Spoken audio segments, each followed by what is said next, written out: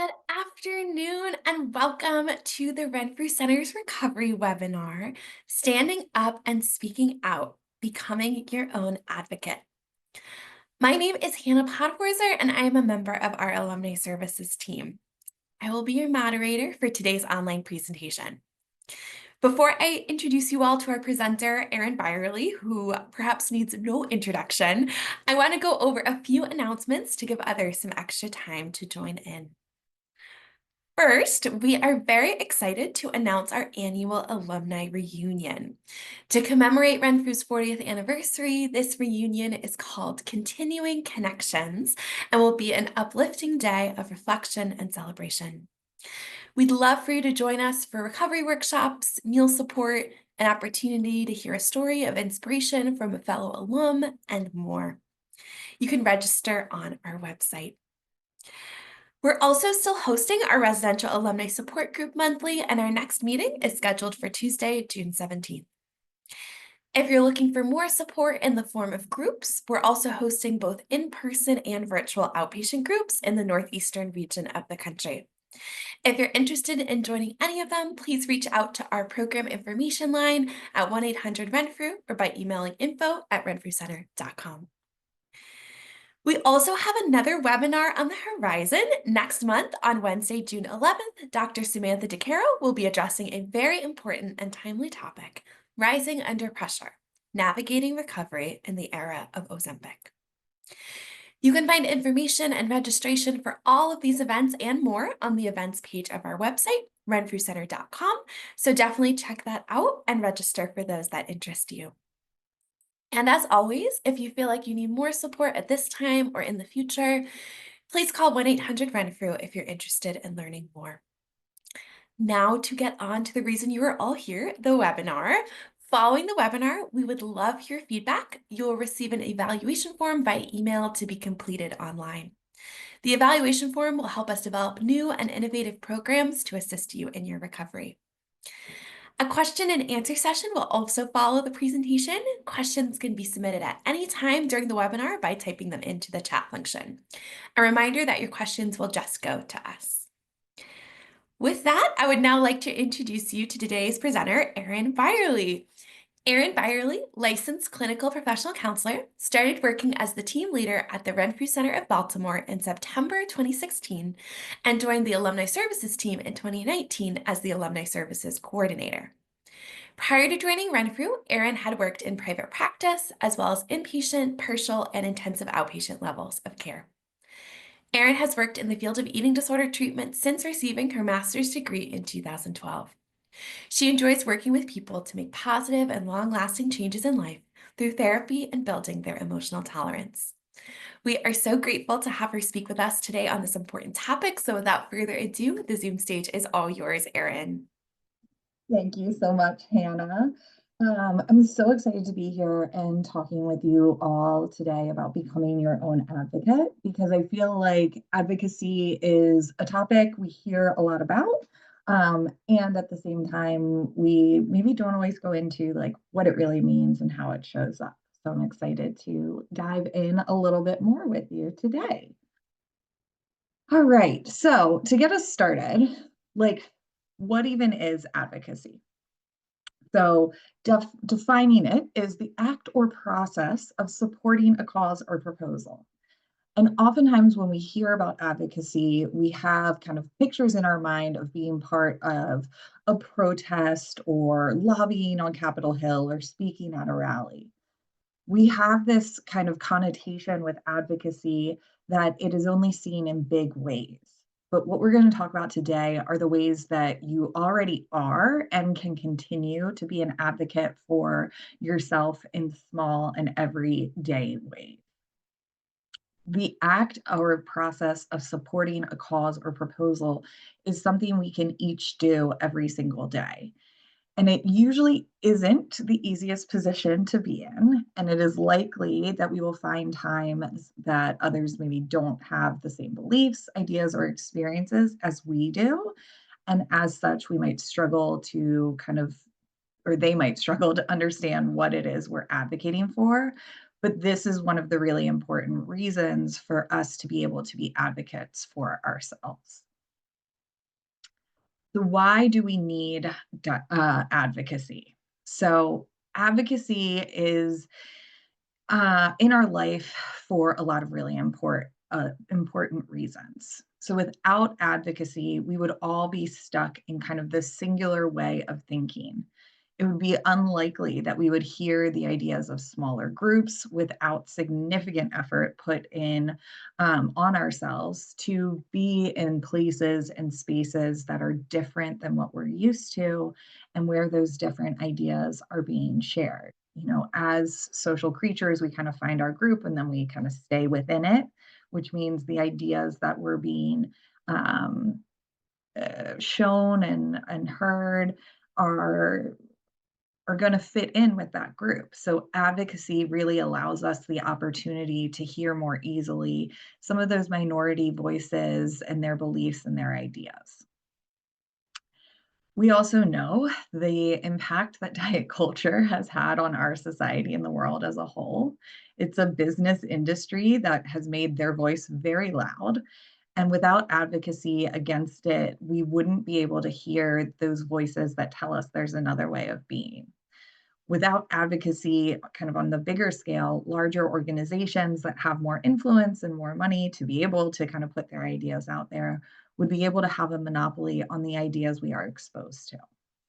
So, having access to these new ideas is important because it allows us to think more flexibly. When we have the experience of seeing others kind of talk about different ideas, different ways of thinking, it kind of gives us permission to recognize that there can be different ways of thinking. It can help create this kind of ripple effect in our immediate culture and the bigger culture. And when we are an advocate for our ideas, it similarly gives others the opportunity to learn about them and be exposed to something different and think more flexibly. We also know that implicit bias is something that exists in the world for all of us. And advocacy can really help to call in the implicit biases we notice and that we're experiencing and not and allow us to not let it just be kind of unintentionally influencing what we do or what we don't do, but allows us to really think about, what is impacting this decision that I make or don't make. So, as I said, you've already been advocating for yourself. So, you think about kind of that first time you heard a band or a new artist that you really loved, and you were like, oh my gosh, I have to tell my friends about this new song, or I have to tell my friends about um, this movie I saw that I think they would love. That was you advocating. Giving that recommendation was you advocating, saying, no, you really got to watch this show. It's really great. The times when, Google Maps or back in the day it was MapQuest or Apple Maps, like, gives you directions and you're like, I don't know if this is actually the best way. I'm gonna go this other way." That's you advocating for yourself. The times when we go and we vote on different things, any policy work that we've done, even, getting involved in childhood and the Just Say No campaigns and things like that. Those were early advocacy actions. And being in therapy, that's a big way we're already advocating for ourselves and saying our time is important. Because every time we are speaking up for something we want or need and believe in, we are being an advocate not only for ourselves, but for that idea or that belief. So while purposeful advocacy might feel foreign or uncomfortable, like really saying like, okay, I'm going to advocate for this, we've actually been building the skills to advocate for ourselves most days of our lives and from a very young age. So advocacy is really important. Even though it's something we're doing kind of every day, like we said, it's still really, really important because it reinforces that what we believe is important to us. That this really helps us remember that recovery is important and that our needs and beliefs are important. And that can be really hard sometimes when we feel like we maybe are in environments or in places that don't support that. When we advocate for what is important to us, it reinforces those values. So it also helps us know and understand what are our values, what is important to us. Values, we're going to explore a little bit more, but just a kind of a primer, the things that are the things that we believe kind of really internally feel right to us. And they help guide us in making decisions and moving forward. Advocacy around our values also allows us to feel more connected with who we are and kind of reinforce this idea of like our sense of self. When we feel connected to things and we're able to act in line with them, it can really help us feel secure in like, this is important. This is part of who I am. This is part of my identity. And then that sense, that stronger sense of effectiveness or acting in line with what's important to us really makes it easier to tolerate discomfort because we also know advocacy isn't always going to be well received. What it also does, though, is allows us to be our authentic and genuine self, which creates more genuine and authentic connection with others, which again helps us feel stronger and better able to handle discomfort in times where we maybe don't feel that our advocacy is going as well as we hoped. So, like I said, it helps us feel more secure in who we are and act accordingly. And this stronger sense of self also leads to a stronger sense of self esteem. That self esteem is what really helps us tolerate the difficult kind of curveballs we get thrown in life. So, self esteem is this belief we have in our ability to handle things. And when we've been advocating and we've been tolerating that discomfort, those unexpected situations feel a little bit easier. Additionally, you've gone through treatment, and so you have knowledge and experiences that others do not. You've been exposed to and learned about ways of being and living that a lot of others don't have the chance to be exposed to unless they're seeking out therapy. You've learned that the beliefs of diet culture are not true and they're not based in fact, and that weight does not equal health. And you've learned that emotions are are not something we need to avoid and run away for. There's something that, has a purpose and can be felt. So being an advocate for these things that we've learned and spreading that awareness and educating others makes it easier or well, doesn't make it easier, probably makes it less difficult for us to kind of fall back into old behaviors and old ways of thinking because we're continuing to advocate for those skills and those things we've learned, which reinforces them for us again. And the belief that our recovery is important and that we deserve to recover means we sometimes have to get comfortable with the uncomfortable act of advocating for ourselves. So, what are some opportunities for advocacy that we have? We are presented with opportunities for advocacy every day in our lives. Some of them are bigger moments. If it's voting season, we're going to the polls, kind of a bigger moment where we can advocate, or if we're participating in March or something like that. But some of them are smaller moments. And I want to kind of explore with you guys some of the smaller moments where I think self advocacy can really be um, used and seen. So these are going to be in restaurants, in the doctor's office, shopping, and in conversations. So let's dive into those a little bit. Let me take a sip. So in the doctor's office, there's some things that come up with advocacy. So oftentimes when we're in a doctor's office, we are really aware of the power differential. The doctor is the expert, they're the one with the knowledge, they're the one with the schooling. We're the one that doesn't really know what's going on and coming in there for help. And so while the power differential makes sense, it doesn't mean we can't still advocate for ourselves. A doctor or nurse is more than likely going to have more schooling and more experience in the medical field than us, unless we're also a doctor and nurse. Um, and at the same time, they do not know more about or have more education around our body and our experience. So it's important that we remember that we are there because something doesn't feel right to us in our experience in our body. And while the doctor or nurse might have more education in how to diagnose it, they don't know what it feels like to be in our body.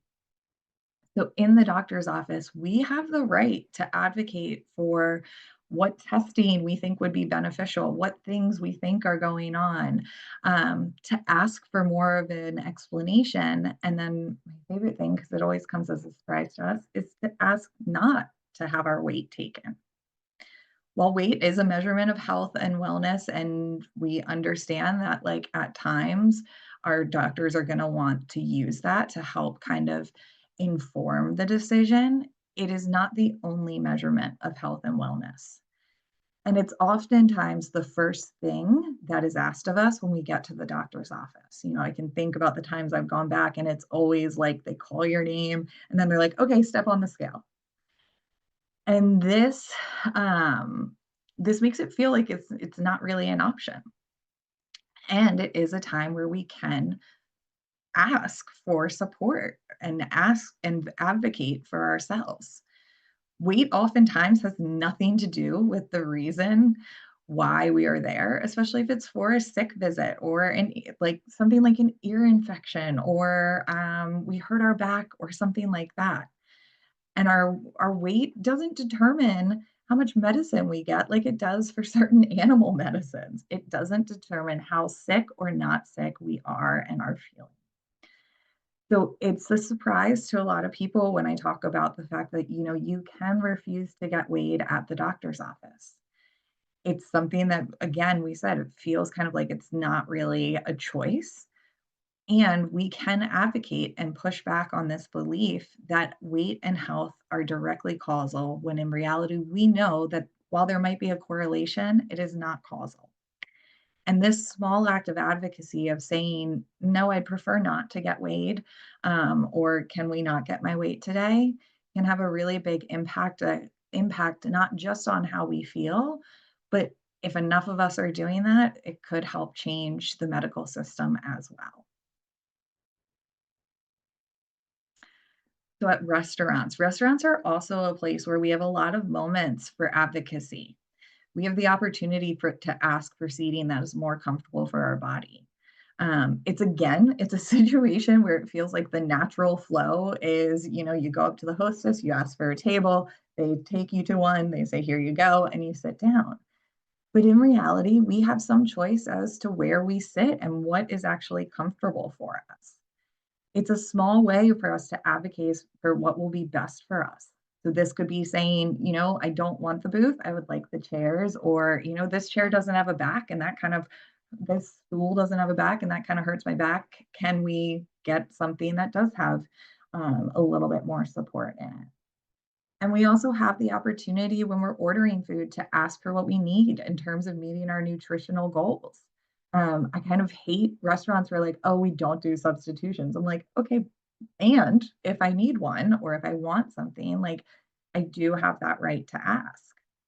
And while these are situations that might bring up some discomfort, I always think of my parents who seem to always advocate for themselves and where they want to sit, and how uncomfortable that can be. It is a place where we can again say, I have choices. I have the ability to say, I'm not comfortable here. I would like to move somewhere else. Conversation is another great place where we have a lot of opportunities to advocate for our needs.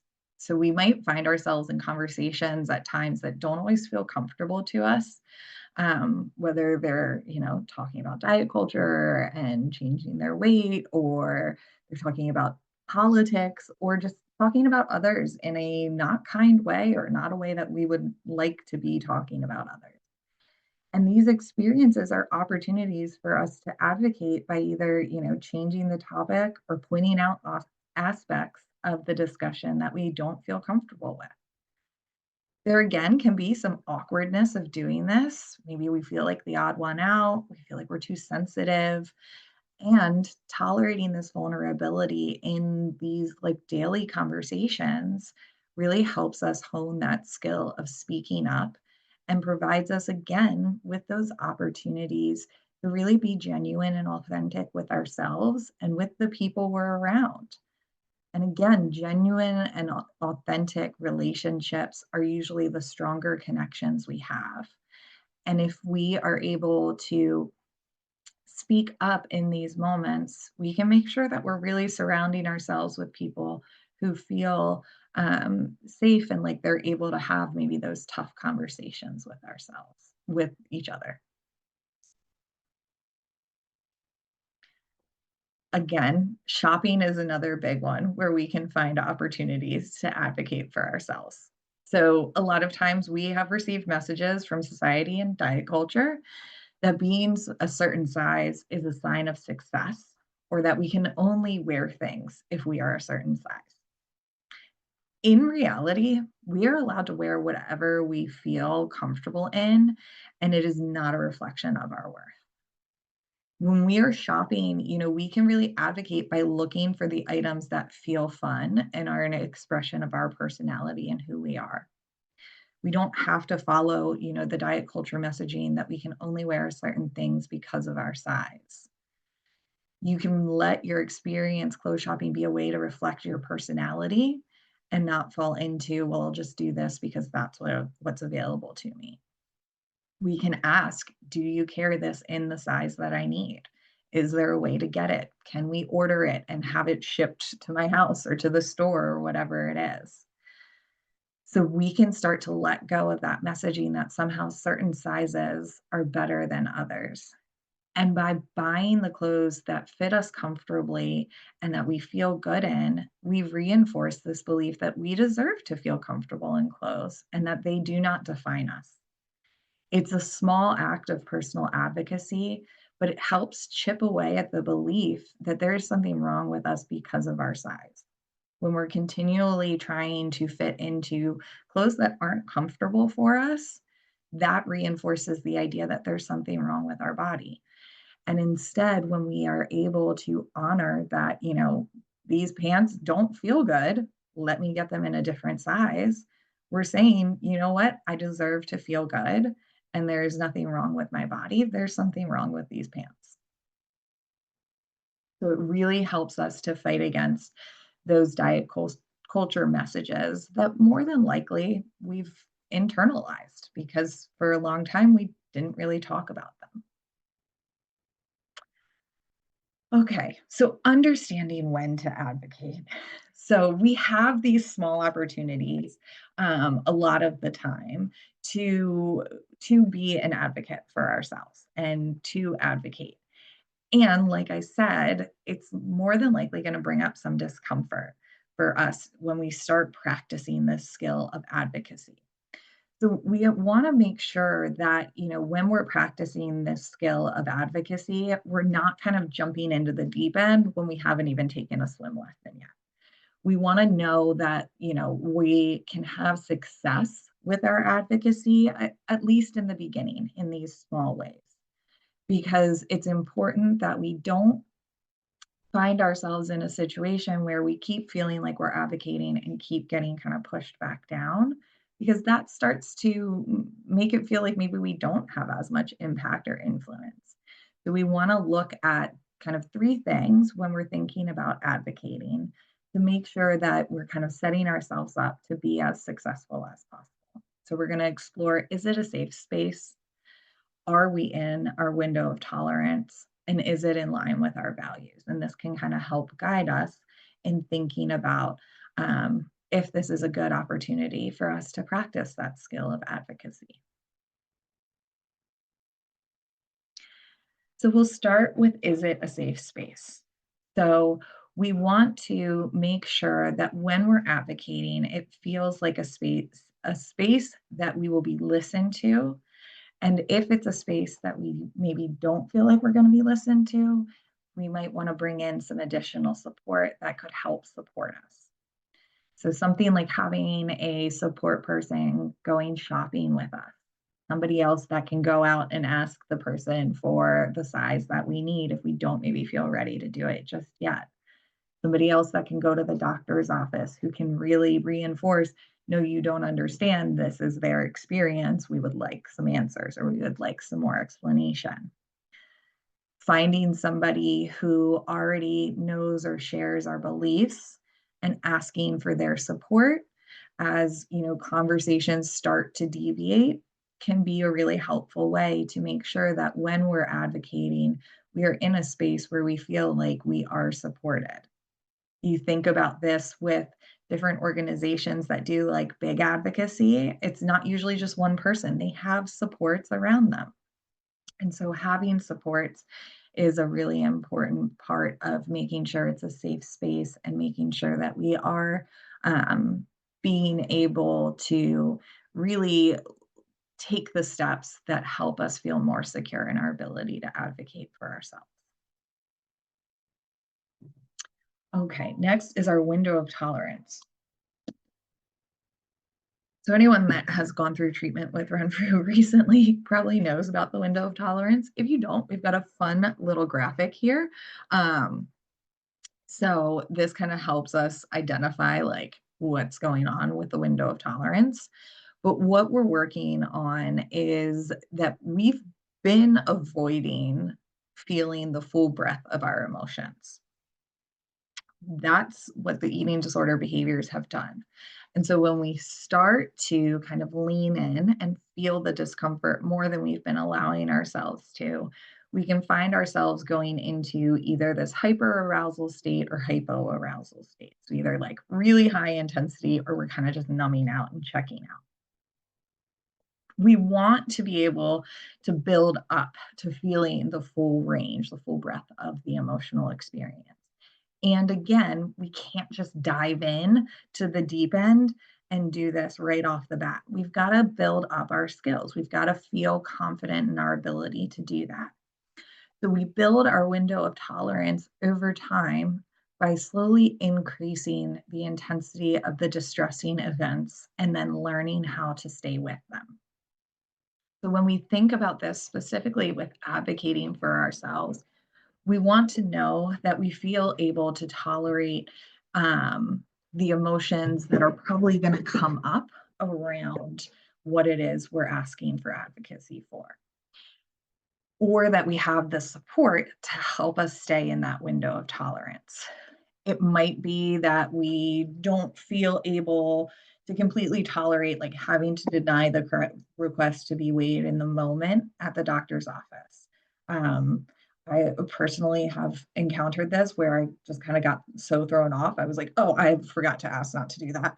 Um, so maybe what we do is we send a message in the patient portal prior to our appointment saying, like, hey, this is what's going on for me. I would really like to not be asked about my weight because I don't feel ready.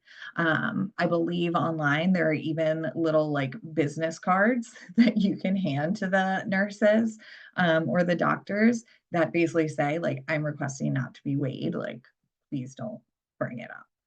Um, when we think about the shopping experience, maybe we aren't ready to like fully buy the outfit and wear the outfit that really expresses our personality. So maybe to kind of build our window of tolerance, we're wearing even a piece of it that feels a little out of our comfort zone. Maybe we aren't ready to buy all new pants or tops for our recovery body. And can I buy just one or two pairs of something so I have something that feels comfortable? So we learn over time what feels tolerable, and then we kind of push just a little bit past it. And that again is a way that we're advocating for ourselves. We're saying, okay, I'm not going to get just stuck in this area where I feel like I can manage, because what we know is that when we don't push ourselves to do more, that circle of tolerable experiences usually starts to get a little bit smaller. So we want to make sure that we are continuing to kind of push ourselves to kind of do the next thing or try the next thing. Um, and what we want to make sure we're doing though is we're not pushing ourselves too far too fast. So if we know that like the conversation in our work break room is really diet culture focused and really weight biased, that might not be the situation where we first bring it up. It might be, one on one with a colleague when we hear them make a comment, maybe not around a meal, and our emotional intensity is a little lower. And that's when we feel able to kind of say something. It's going to be those small little steps in self-advocacy that really help us grow and develop, but making sure we're staying in that window of tolerance so we don't reinforce the idea that this is too hard and we can't do it. Next, we wanna know, is it in line with our values? So we need to know our values and which are taking priority at any time, to help us know, like, when is something feeling important to me, and when is the time that I want to, really advocate for myself. So our values are kind of our internal compass for what we believe to be right and beneficial for us. And listening to this internal guidance can help us feel confident when we are advocating because it's something that feels important and feels like it's worth it. Acting in line with our values, even when it doesn't go our way, usually leads to still feeling pretty strong self-efficacy and higher self-esteem, and it's usually a little bit easier to tolerate that things don't go our way because we felt like it was something that is really important to us, and we were able to say, "Hey, I did the hard thing. I was able to act in line with this, and even though it didn't go the way I wanted it to, I feel pretty okay about that." So, how do we know what we want to advocate for? Some things are going to be clear to us because they are causes we have immense passion for. It could be something like animal welfare, protecting the planet, fighting back against diet culture, like things that we know, okay, this is really important to me. But when it comes to really our personal advocacy, it's also important for us to know what are our values and how do they help guide us. So, what I'm going to ask everyone to do right now is grab just kind of a scrap sheet of paper and something to write with. And we're going to do a little activity um, to help us kind of understand our values. Now, I was going to, have this come through, like, one thing at a time, I'll be honest with you all though, and advocate for myself here. I couldn't figure out how to do that in PowerPoint, so everything's gonna show up at once, and that is okay. But what I want you to start with is well, we'll get to that in a second. The reason why values work is so important is because a lot of what we're doing in recovery is creating this values driven life where what we are doing, what we are acting on is in line with our values. And that helps support our recovery. When we act in line with our values, we increase that window of tolerance. Being in line with our values allows us to tolerate more things because they feel important to us. And while values are designed to be able to shift and change, having, like, depending on the situations we're in, having just a general understanding of what are the values that are going to be coming up and shifting and changing can be really helpful. So you can do more of this work, and I encourage you all to do more of this work. With your individual therapist and outside of this webinar, because by no means is this a complete exploration of it. And I want to take a little bit of time to kind of go through this activity with y'all. So I want you to start on that sheet of paper or on a Word document opened on your laptop, whatever's easiest for you. I want you to think about what are 10 things you would grab if you had to evacuate your home.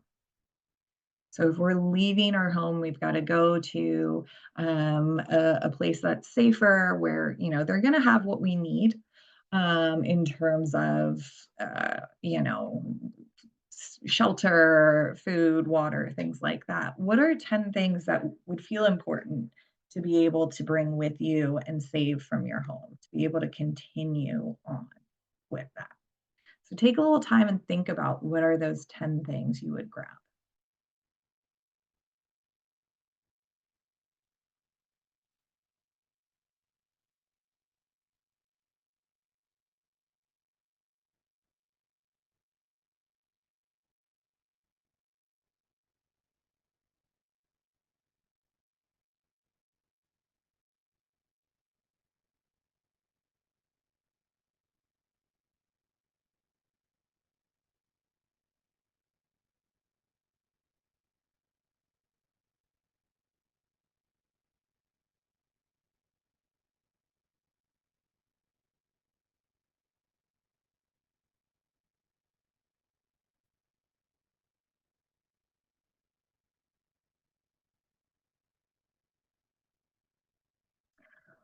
Once you have those 10 things written down, I want you to think about what those things represent. Like, why are those important? What is the meaning that is attached to those things? Why do we want to have with them? And jot that down next to each of the 10 things.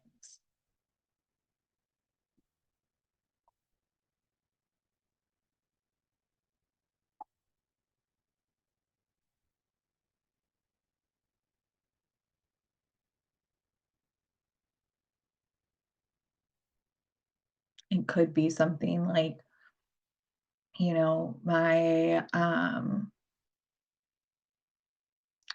want to take my diplomas with me because they represent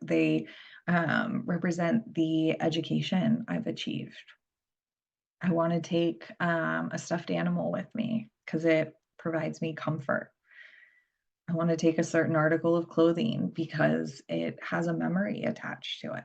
But think about what is the meaning we have attached to those 10 things, or why are they important? What do they represent?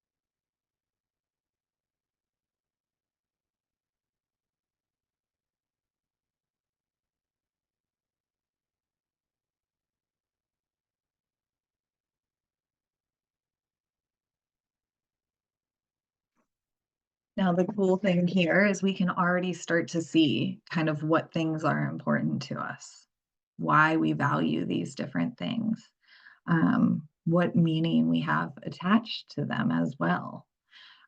So this could be a place where we kind of start. We also, though, can look at, okay, what would happen if we had to remove three? Three things we get to the the shelter and they say, "Oh, actually, you can't have all 10 of these. You gotta leave 3 behind." What are the 3 that we would maybe have a hard time giving up?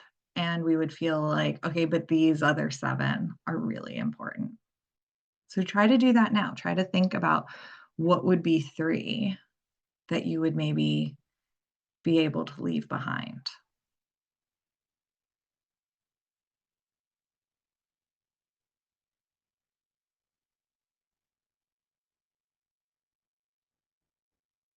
And I know this can be hard.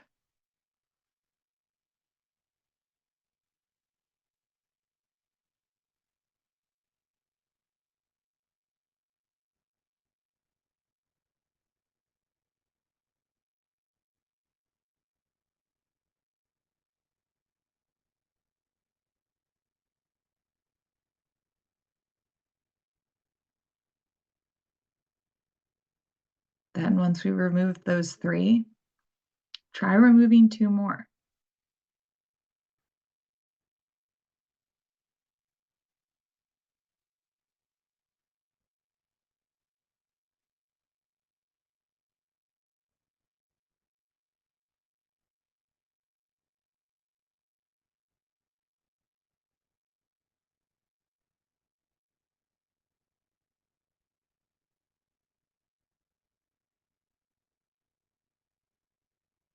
And then maybe we try to remove even one more. And we can see at that point, what is it that we are left with? What are the 4 things that felt really important to us to hold on to? And then we look at why. What was it kind of about these 4 things or the other 6 things that we did end up leaving behind? What was it about these that felt like, okay, well, maybe I don't need this physical reminder of it, or this thing is just really, really important to me. And this can help us have a place to start exploring what are the things we really value. So it's not so much about the things, it's about what they represent. And how does that representation show up in our values? Is it that, we wanted our phone not because like, well, I have to have my white noise machine to go to sleep and that app's on my phone? Was it because I wanted to be able to connect with people? Was it because I wanted to hold on to my favorite stuffed animal? Yes, because it gave me comfort and also it helped me remind me to be kind to my younger self. So, this is a very basic and brief way to explore a little bit more about our values and what are the things that are really important to us. And I encourage you, if you haven't done a ton of values work or you aren't sure what your values are, this is something you can do in your therapy appointments and in the office with your therapist to really explore what is it that is important to me. Because if these are things that are important to us, we're probably already advocating for them in our life. You probably looked over some of these values, or if you looked at them and kind of see some values in them, you can probably think of ways you've already been advocating for them. When something is really like internally important to us, we act in line with it more often than we're always conscious of. So, bringing this awareness to our values and bringing them into kind of the light a little bit more can help us, one, feel kind of more secure in the reasons behind why it's important to us and why it's important to stand up and advocate. And it can also really help us understand kind of what is the next right step for us. A lot of times we talk about like things aren't going to be perfect and what's the next step. So having that awareness of our values and really working on that can really help us to feel like we're acting more in line with those things that are important to us and knowing what the next right step is.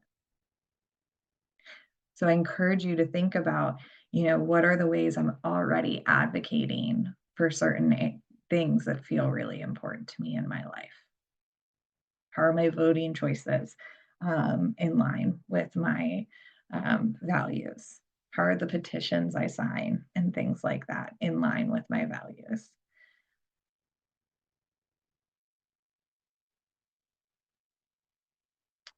So continuing to advocate. We've talked about the ways you're already advocating by simple choices you're making. We've talked about ways to increase advocacy by continuing to understand what it is that's important to us, by continuing to think flexibly, all of this. Um, but I want to encourage you to keep advocating in other ways as well, by speaking up when you are hearing things that don't align with your values, when you hear things that are in line with diet culture, have a discussion about that. It Advocacy also doesn't have to be telling the other person they're wrong. It can simply be saying, this is what's important to me and this is why. I would love to understand what about it, your opinion is important to you and why. And so having those conversations, even when they feel really hard, is a great way to continue being an advocate. Spreading awareness, of health at every size ideas and the the kind of falsehood of diet culture.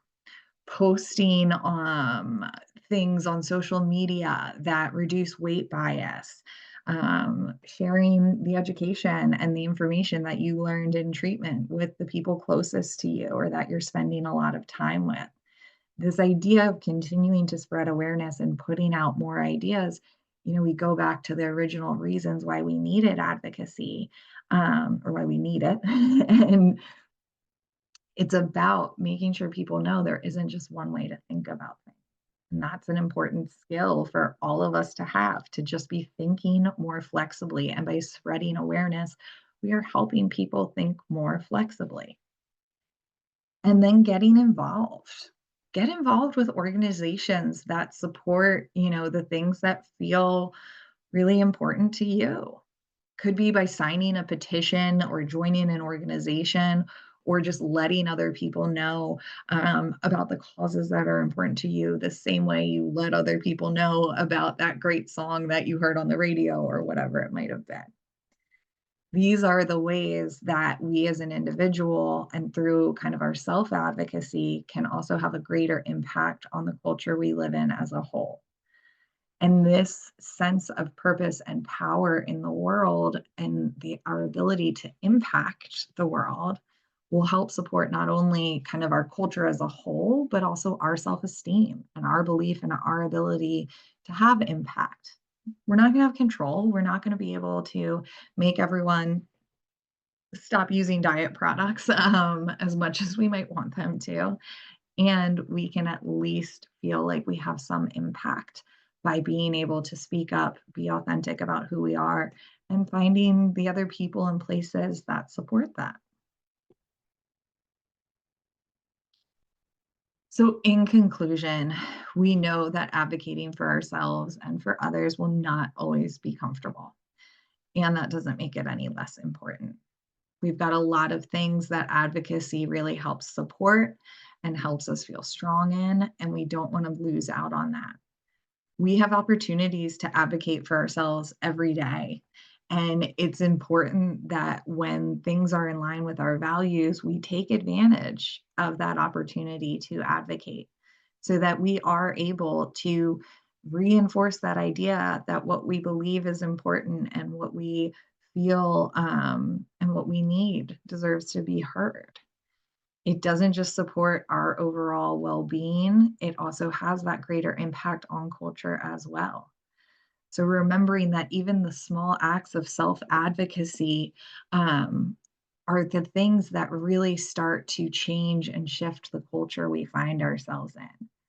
Because we start to spread that awareness, we start to give people permission not to think like everybody else and have a little more flexibility in their world. And that helps us really change and impact the world we find ourselves in. So I hope you all take some time today and through this week to continue advocating for yourself because you already did today when you made the decision to sign on to this webinar. So I think it's amazing to have that support and be here and saying like, yeah, this is important for my recovery. I'm going to take time. I'm going to listen. And I hope that you will continue to make those choices. So we will end there and take any questions. And if we don't get to questions, just so you know, my contact information is up here and you guys are welcome to reach out. Erin, thank you so much for this wonderful presentation that you were able to pack in this time. And the exciting part is that we do have some time for some questions. And as Erin mentioned, please feel free to continue submitting the questions just right there in the chat bar, and we'll try and get to them.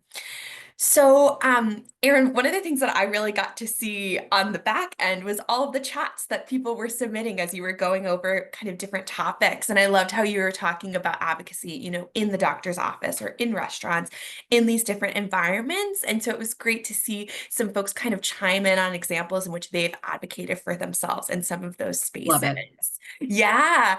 And I'm thinking about the doctor's office. This is a big one. And, some folks had mentioned that they have tried tried to provide some education to their doctors. Sometimes doctors have been really appreciative, which is awesome. Other times they've been more dismissive. And we know that that can happen in other environments as well. And so, one of my questions for you is, what is it like when, maybe you're advocating for something and that person doesn't respond super well, to your advocacy? How do you deal with that? Yeah, great question. Because that is going to be our experience from time to time. Like it doesn't always go well. And I can think of times I've even advocated like with a doctor I saw that I don't see anymore because they didn't respond well. And I was like, okay, it's not like I'm not on the clock right now. I'm gonna take a step back. Um, I think recognizing those times when, okay, we might need to get some more support. I love to tell, my clients and group members that I've worked with, I'm like, you give me a release to talk to your doctor, and like I will advocate the heck out of what needs to be told to them. So finding other people that can help support what it is you're advocating for, I think can be a great way. And especially in doctors' offices, the sad truth is that sometimes doctors are going to be a little bit more receptive to someone they see as a professional, um, as opposed to, you who is the professional on you, and your experience. That's fine. We can kind of work with that and learn what does help to get the point across, to have the advocacy listened to. I think that's the other thing. It's kind of knowing our audience, knowing that, okay, with my doctor, they are really focused on data. And so I'm going to bring in some articles that show data that I can kind of leave with them and be like, I hope you will read this because I know you didn't respond so great the last time, or whatever it might be. Or it might be saying, I know this one coworker or family member um, responds better when it's coming from a different person. So I'm going to see if they can help me advocate and things like that. So kind of when we aren't having the response that we want, looking at, is there another way? Um, are there other people I could get involved? Are there other resources I could use? Um, Looking at kind of what are all of my options to help get this point across and to help them understand. I think it's also important to know when is it just a situation where it isn't going to happen, that somebody maybe doesn't want to think flexibly. And so then it's that choice of, okay, I think I need to remove myself from this situation. Um, with in my experience, like I had a doctor who just, it didn't matter the number of times I told her my beliefs and what I thought was important and all of this. She just kept making comments that I was like, this is not going to work. She's really not hearing what I'm saying. And thankfully I had the privilege to be able to say, okay, I'm not going to go back to that person. And I'm going to find somebody else that kind of at least listens when I speak up. No, those are great insights, Erin. And I think that kind of hit on the next question I was going to ask you, which was, when it feels like your environment doesn't allow for advocacy. I think you kind of just gave an example where you ended up choosing to select a different provider that could cultivate a different kind of environment that was open and receptive, where that person was reachable. I'm curious, any other tips you have for navigating that? Yeah, I think if we have the opportunity and kind of the privilege to be able to say, hey, this environment doesn't suit me and like doesn't suit what's important to me and what helps me feel good, being able to walk away, if we have that ability and that privilege, that's amazing, and then that's an act of advocacy in and of itself for ourselves.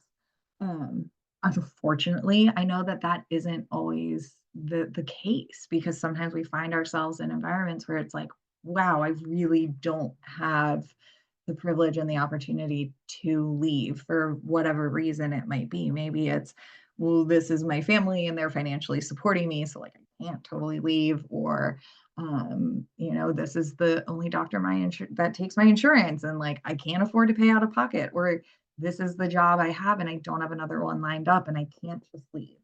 So I think in moments like that, support and kind of finding our people outside of those specific environments can be really helpful.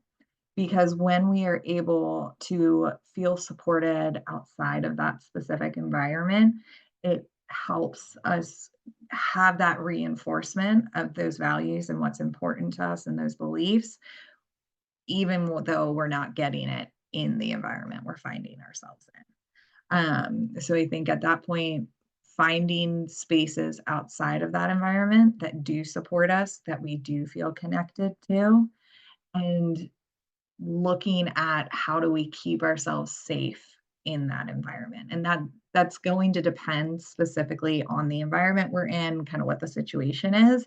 And I think that's a great place where we can kind of process with our hopefully our outpatient therapists, like, okay, I can't get out of this environment. And how do I keep myself safe of like, is it that I'm buying headphones to bring to work? Um, so that, when the conversation starts, I can kind of put in the headphones and put on the noise canceling if they have that ability and not listen to it. Is it a situation where it's like, you know what, I know my doctor doesn't listen when I try to advocate for not being weighed. I don't need to see it though, so I'm gonna go and just make it a blind wait for myself by stepping on backwards. Different things like that. I think figuring out how to make it as safe a space for you as possible, and then having that outside support that reinforces and supports your beliefs and what's important to you. Absolutely. Thanks, Erin. And I think I have another question kind of based. I think you've alluded to this idea that sometimes advocacy can look different depending on different identities that we hold, different positions we might be in, privileges. And we've spoken a lot about self-advocacy, but you brought up the example of when you're advocating for some of your patients, when you're on those phone calls, maybe with a Mhm. doctor. I'm curious if you could talk about what advocacy might look like for someone who maybe is in that position and maybe wants to advocate for someone else in their life. Yeah. I love when we have the support in advocacy because I think, we kind of using the imagery, like the more voices we have, the louder we can be. And I think if you're able to be a support for somebody, it's kind of recognizing that privilege, recognizing that like you get to be in that position where, this might not be directly impacting you, and like you have the opportunity to advocate. You also want to make sure that you're not kind of taking ownership for the other person's experience, and you're really including them and getting some guidance on, hey, what would be helpful here.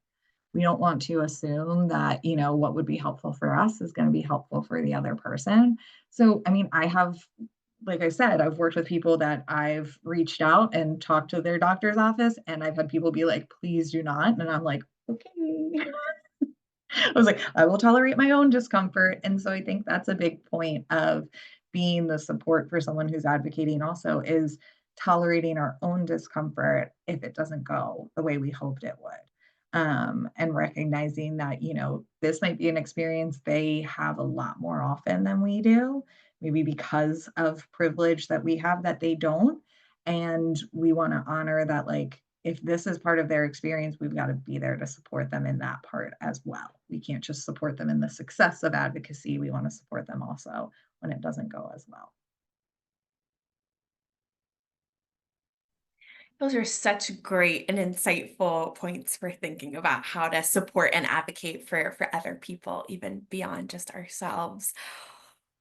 Well, Erin, we are hitting the top of the hour. So we will be concluding this presentation. Once again, I just want to thank you, Erin, for sharing your expertise and wisdom with us today. And we want to thank you all for joining us as well. On behalf of myself, Erin, and the Renfrew Center, we want to thank you all for participating and wish you all a wonderful day. Thanks so much, everyone. Bye.